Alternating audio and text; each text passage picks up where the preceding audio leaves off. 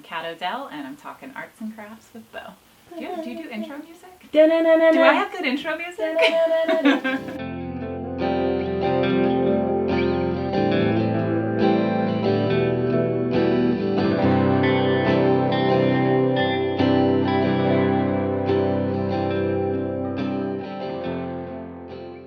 Titles, yeah, I know that's even a funny topic because I think about it. I do. Because I am more and more interested in biographies, and they always end up summarizing someone in at least a few terms, and then you think about, well, back to yourself, how does that apply? What would someone say about me? I don't really know yet. I feel like artist at least opens that up for me in a way that doesn't feel confining, because it can be, I'm building something with my hands. I used to do product design, so now the way that comes out more is like building a hut in my backyard or my deck. It's more functional stuff. But recently I've been playing with plywood shapes and making more dimensional things, and I'm trying to be inspired by my own watercolor work. So I'm starting to see a connection between the stuff I'm doing in Pepper and Franny as an author illustrator. Like, well, what happens, say, okay, this is a long tangent. Around. I'm non-linear in my storytelling, okay. So I was following. So you're a musician, per se. I don't know, maybe you are. I know a lot of you are.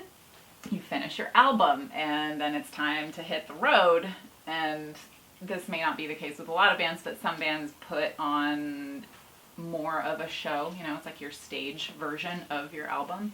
And I feel like I'm kind of getting that idea now, like, connected to my children's book. So say I were to do an event, like, what props do I want to bring along? And what world do I want to create while I'm there with the kids doing a reading? And that's really fun for me. I was just about to say, that sounds fun. It's really fun. You get to, like, impose your imagination. Yeah.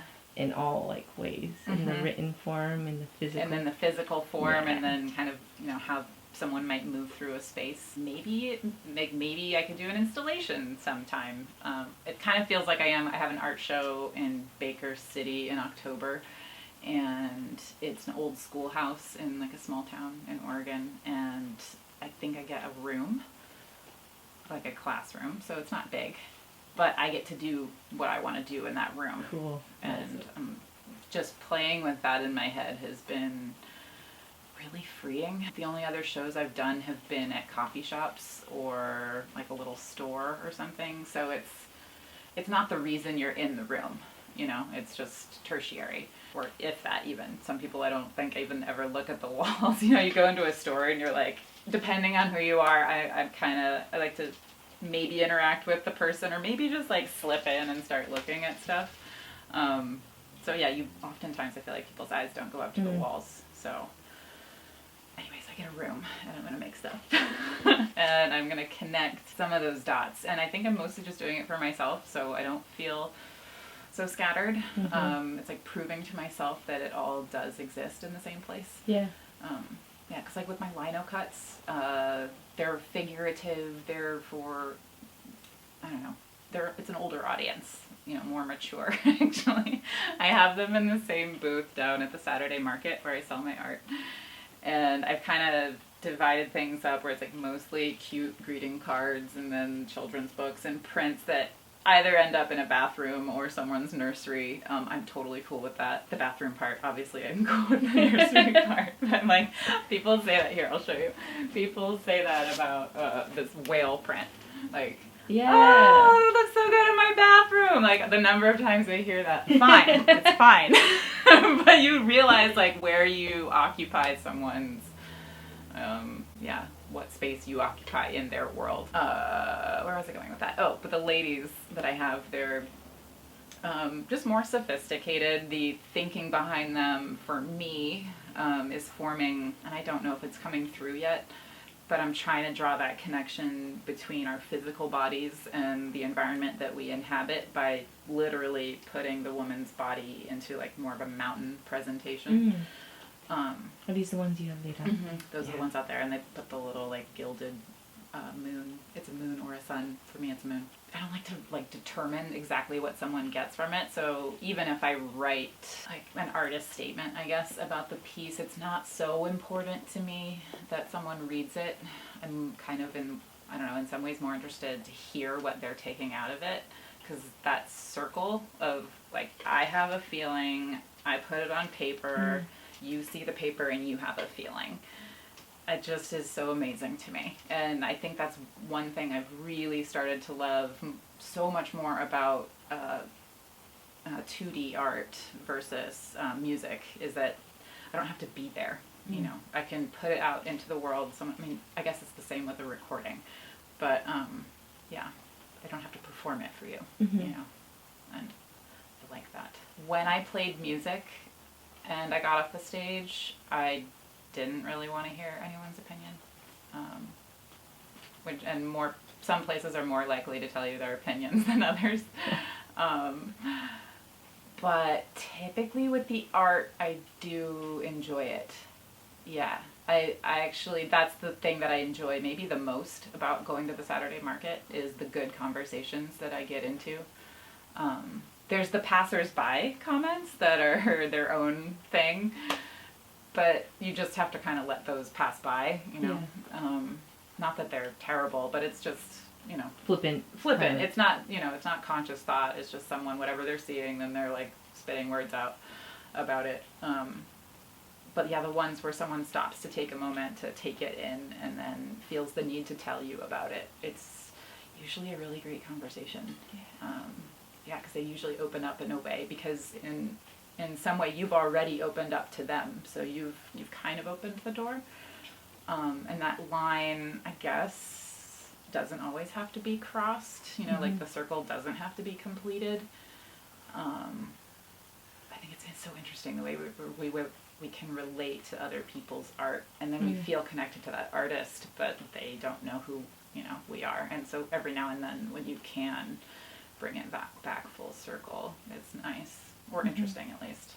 I hear some good stories. Because I feel it in both ways too, as a reader and a receiver of other people's art.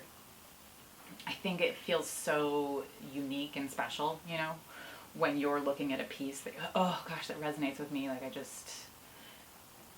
I connect with this so deeply that I feel very seen in that. But when you're the artist on the other side and you hear that story so many different times, you start to realize how universal things are. That is actually a connection, though, to Pepper and Franny. Like, Franny, she was very directly inspired originally from one of my very good friends. And I took a lot of her characteristics, like, in the original shaping of that character, but books take so long to make. I mean, I think from when I kind of started, like, roughly shaping that story, year and a half? Do you think of years in circles or lines? Probably more circles. Yeah. For me, it's a circle, but but it's more like us, and then you go whoop, like back up to the top. Do you have a copy of it? One of your books around. Pepper and Franny. Now I can put down my brush. Trading brush. Yes. Do you want me to read it? No, I'm not gonna. I'm not allowed to, actually. There can't be a audio recording. Audio or video, because then you wouldn't buy the book. So publishers don't like that. I get that. I would be fine with it. I get that. I totally get it. I get it too. Franny was inspired by my friend Jessie, and Jessie is late to everything. Does Jessie know? Jessie knows. I dedicated it to her, partially to her, so she knows. It was really fun to show that to her the first time. But this character also was fed by other ladies that I was meeting along the way. Other people that were inspiring and talented, and I just kind of took a lot of those good qualities and crammed them into one character. Do you find yourself thinking and dwelling on these characters as this story was evolving in your head? Did you like spend time with them in your head? Oh yeah. Spent a lot of time together.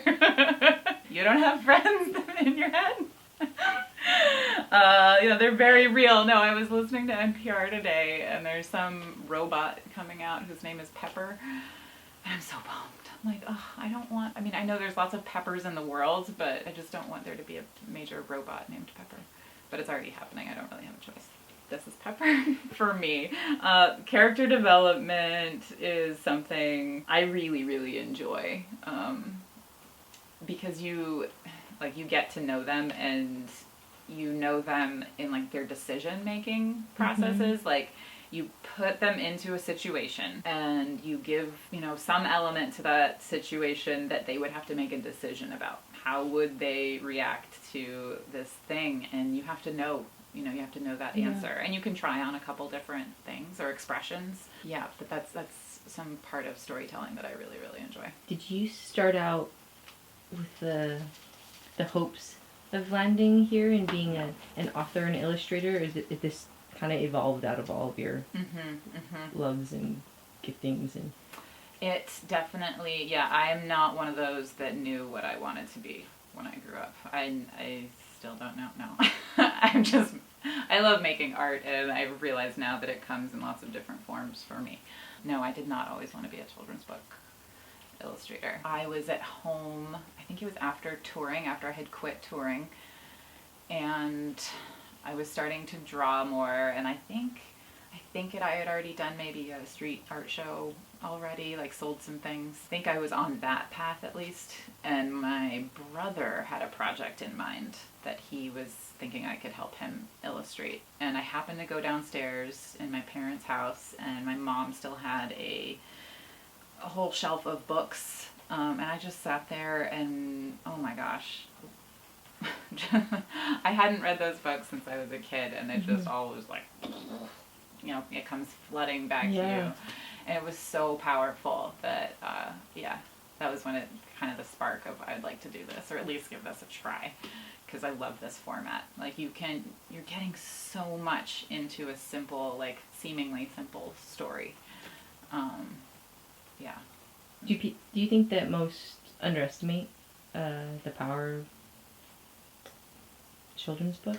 I don't think people underestimate them, or at least I don't think so. But I think they'd be really useful for adults. I think it's a shame that we read them as a kid and then we forget about them until we're reading them to another kid. That's probably most people's paths. Should I stop her from moving? Ruby! What has been the most enjoyable part of that process? I love all of the parts, and it's kind of about proportions. You don't want like a whole plate of rice and then like one little sliver of avocado. Let me think about this. Yeah. It's like, okay, you're going to the book reading. In order to get there, you have to sit in traffic. So in order to make the book, you love the watercoloring part, you love the story drafting part, but there's always some little piece of each of those things that's kind of a chore. It's not like just this part of it is a chore, and then you just have to push through those bits. Like, I love drawing, but I don't want to draw all the time. Or for me, my body like kind of starts to tell me, hey, you maybe need to take a break and stand up and go stretch. And that is also an indication that I shouldn't be laboring over this drawing. Like, the drawing's not getting any better. And so, like, your fatigue kind of comes in and almost relieves you. It's like, hey, it's okay. You can clock out now. And you can, go for a bike ride. And that loosens you up again. And in the loosening of those gears, your brain starts to, almost figure out what you were doing wrong with the drawing. I like all the pieces. I love the beginning of a project. That's probably the most exciting. And then the end. Parts in the middle. Beginning and the beginning. The conception of the idea. Fast forward! Part of it is like really sitting in the moment and just like being appreciative of the fact that I get to kind of, draw all day. You can always kind of turn it back around by just being appreciative of it. Mm-hmm. How do you build your schedule? Do you do what you said where you kind of just day by day listen to your body? Do you construct some sort of schedule and then flex it as you need? Like, what is proven good for you? The structure is really good for me, but I have to impose it my wall calendar is a big tool for me. And that's so necessary because in bookmaking, there's like long gaps between when you start and when you have a check-in. Mm-hmm. And your check-in is, oh, hey, all of the art is due, all 32 pages. Mm-hmm. I don't have to send them stuff along the way, really. So 32 pages, that's all. You can't do a page a day. So already you're up to at least a month with, no breaks. For me, I estimate 2 to 3 days a page, but that's making, like, everything's going well. Mm-hmm. And so you're already looking at 3 months, where you've got to be super regimented. And then you need to build in sanity space, too, and room for errors, and editing. So, yeah, I was kind of forced into being really structured with my, like, what I would get done. Mm-hmm. And had you not had that book schedule? Yeah, I tend to be more scattered. Otherwise, I tend to be more scattered, yeah. And so it's finding that balance for me of like, okay, this tool of structure works, but that's also because someone is on the other side. Mm. And so with the other artwork I do, there's not always someone on the other side. Yeah. And I get to determine what my finish lines are. That, then I change them. So, or I, redirect in some way. So yeah, I'm trying to finish things to the point where, okay, it's finished. Like I was struggling with a wood carving the other day, really sore. I was honestly using the wrong tool, and it took someone walking by saying, I think you need like a chisel and a hammer here. You're sitting here carving little bits at a time. And I was almost about to give up on the whole idea of wood carving altogether. I was like, this is the wrong material there's an effect that I want to get, but this is the wrong process. I should switch it all together. But it's so important to see it through. Like, prove to yourself that this is the wrong process, rather than walking away from it, before you've really seen it, what the effect could be. Yeah. Yeah, you said it exactly right. It's like, was it my skill set? Or is it my tools? Or is it my skill set? Or is it the medium I'm working in? Yeah. And I think being more, accountable. Yeah. It was me. Like, I hadn't watched enough YouTube videos to realize that, like, when you're doing the large chunks of areas, you can just get in there and, like, hack away at it. You don't have to use the detailed little carver. So being able to step back, and then also not being so self-critical, too, when that happens. Like, oh, I was being so stupid, using the wrong tool. No, it's fine. Like, that's fine. What you're doing now, though, by saying, I used the wrong tool and I'm going to fix it, that's what's cool, That's what you can pat yourself on the back for. That's the correction. So, yeah, it requires a lot of patience, too. Just patience with yourself and patience with learning. And I want to be the kind of person who's always making that space for learning, and staying curious and not just, like, this is my paintbrush and I make paintings. Like, what if I didn't use a paintbrush? And what if I took everything I learned here and used another tool? Yeah. Okay, well, there's going to be some time you'll have to spend learning that tool, but what you are going to get back from it is, you don't know, but put the good in, the good will come out. I've always been really happy when I do push through. In order to go down the hill, you have to walk up the hill. Yeah.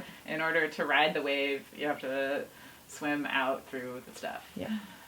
So, the skating connection. Yes. When did that make its way in such a big way into your life? So personally, I know that you do skate, and it's made its way into your books, and I feel like there's a lot of crossover in the way you've described the persisting through the learning curves of skating in your art. Yeah. Let's see. I think it was either 2014 or 15. I was painting a series of monkeys, and I put some on a unicycle, and I put some on a bicycle, just kind of, mindlessly going with that theme. And I say some because I'm, like, stacking them on top of each other, like Barrel of Monkeys style. And then I put one on a skateboard, and it was something about that drawing. I looked at it, and I realized I had drawn the board that I used to own in college that I hadn't ridden in a long time. And it was seeing my own drawing and realizing like the well that I had pulled from that I needed to, I went to the skate shop and wanted to buy a longboard that like very next day.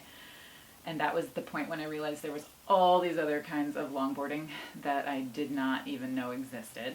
And upon learning that I had all these options, I needed to do more research. So I went home and found all these videos of downhill longboarding, which is like if you downhill longboard, you know that like the square lip, wider wheel, that's very, and the fact that the truck is a longboard truck, it depends on where the bolt is on like which side. Okay, very nerdy stuff. No, this is great. This is great. I'm listening in real time, going, oh, yeah, I didn't know that.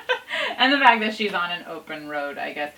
This is such a small part of skateboarding, and I think a lot of skateboarders would tell you that it's a little nutty and not real skateboarding. I don't know if that's true, but I'm one of those people that like, I enjoy all the kinds of skating, so to me I don't really see those lines so much, but I know there's some purists out there who want to respect that. Yeah, so after I did the drawing, went and got a skateboard, and then I signed up for a class at Mount Tabor, which is our local park that has a very nice road on it that they close on Wednesdays, and I took a class. So I learned how to stop, and I learned about like slide gloves and stuff, and I learned about going faster safely, and then I got much more into it by going to events.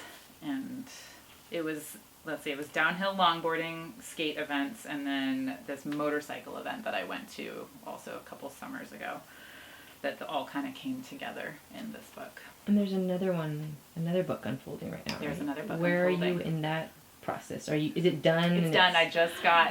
It's done. I'm done. Yeah. Confetti. Okay. I like how I was like, yes. Where are you on the stage? Done. Cool. Done. I haven't gotten a printed version of it yet, but I got a PDF version of it with all the text and the little titles and the flaps. So what's next for an illustrator author? Like, I have other really? stories. Mm-hmm. Some of them are more developed than others, and I have an agent now. Do you create the idea of the story and then pitch it Mm-hmm. to a publisher, and then once you get picked up and there's enough trust, then do they sign you kind of like a label? Publishers can work like labels. I think for a lot of authors, it's you form a relationship with an editor who works for a given publisher, and because there's like a lot of trust building and just creative collaborative energy between the two of you, in the sense that they're helping you to shape it when you need it. They're giving you feedback on how to improve or where to improve or where things aren't clear. And that's very early on in the process, when it's just either in word form or when it's in tiny rough sketches. Mm-hmm. And then later too. So yeah, some careers you could end up working with one editor for a long time, like if it's I think it's like finding a producer, if you've got a good thing going, keep making albums together. And then there's the other route where you might change it up because one piece, you're interested in. You might just need a new vision for it. Yeah. You're trying to do something different. Like, I don't know. I don't know how many books I'll make with Page Street. It's also up to them, too, whether or not they'd be interested in another one, or whether or not I would be seeking something out, from a different publisher.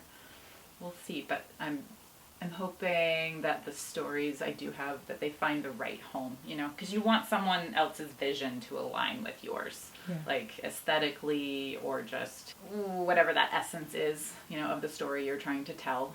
You want the person on the other end who's giving you the feedback to understand it so that you can trust the feedback. Yeah. Yeah. Not be changing the story. Towards something that you never intended. For it to. Yeah. It's like the tone. Mm-hmm. I think the tone is like the best description of what I'm talking about. The tone of the story. So with some of my next one, I kind of want to change up my medium. I don't necessarily want to work in the more saturated watercolor that I've been doing with Pepper and Franny. I love working with pencil. I want to kind of do some darker tones. Have a more serious, sadder story that I'd like to do at some point. I don't think I'm personally ready to work on it right now, but I know that I will be in the next couple of years. Yeah. So, yeah.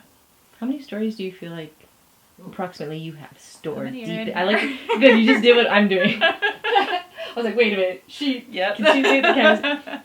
I can see you. How many do you feel are tucked in? Like, oh, I don't know. Lots, I hope. I think that there's always a fear that it's a limited given quantity. But I think it's how much digging do you want to do, and how much new things are you putting in, you know, to the recipe. Yeah.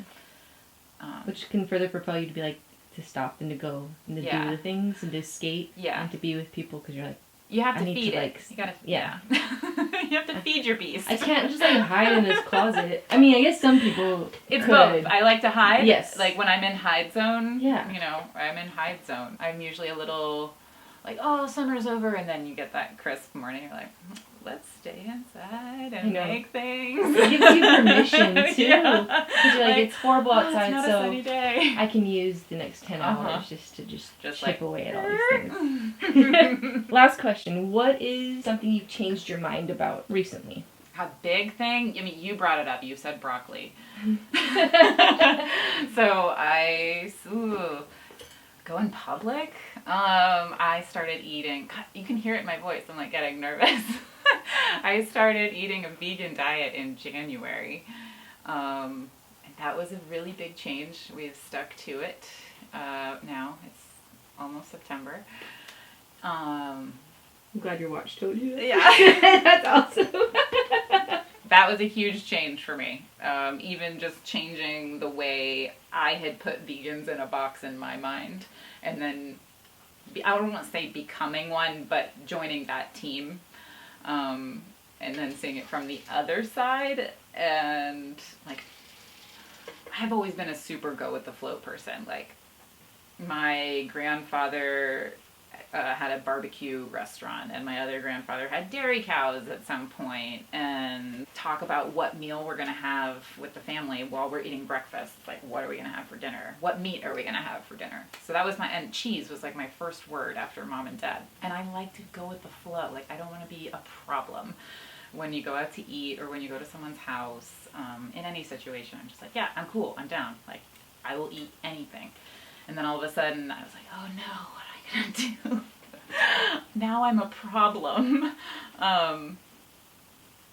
But so that's been a thing. It's been a thing. Or even when I don't want to talk about it, I'm finding that people get defensive of their own decision. Of their decision. Yeah. When I don't care what they're doing at all. I mean, I do a little. No, I don't care what they're doing. I don't want to talk about it. And it becomes something that I'm now finding, you know, I haven't said anything, and they're all of a sudden defending their decisions just because I was eating some hummus, you know, or I got tofu on my burrito. So that's been interesting to navigate. I went pretty hard and heavy with some research after a long time of avoiding information. I think that's how I would describe it. Like a long time of not wanting to think about it, and because you felt like it would. Because I felt like I would be impacted by it. Yeah, and it's like, do you care or do you not know? And if you don't know, well, do you have a social responsibility to find out? I don't know. And then once you do have that information, then it becomes like, well, now what? Okay, I have this information, and now do I care enough to make a change? And I just wanted to try it out. And I have felt just so much more in line with, like, my day-to-day choices now line up with some of my values in a better way, and it feels really good. It's been fun creatively too, because it's like working with a limited palette. You know, this thing that was just an accent, broccoli, is now front and center. So it's been really fun to have like a new palette to work with and find these combinations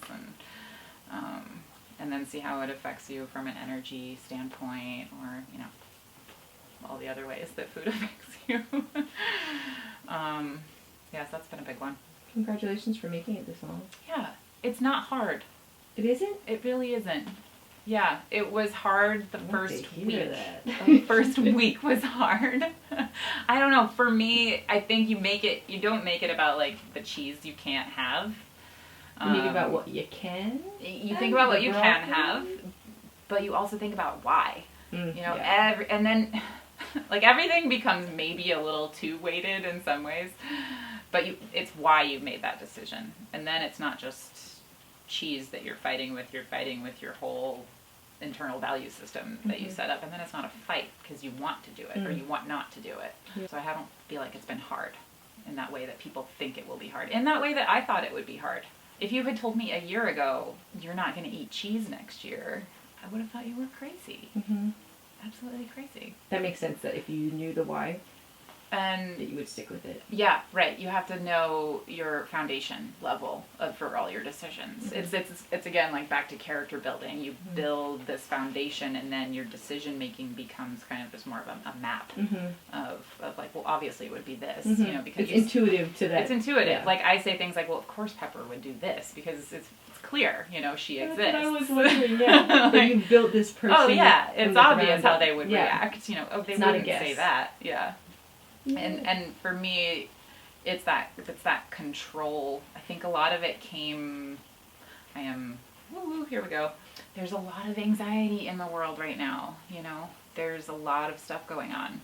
Like the Amazon rainforest is burning down right now, and if you are taking in that information, it's a lot. And I think it can lead to just a lot of inner anxiety, and just like feelings of helplessness because you're looking around at all the big players who aren't doing the right things. And so you kind of feel helpless, and somehow eating vegan is making me feel better. I feel just more in control, at least in my world. Yeah, I don't know how that connects, but it does. It makes me feel like I'm doing something. Thank you for doing this with me. Yes, thank you.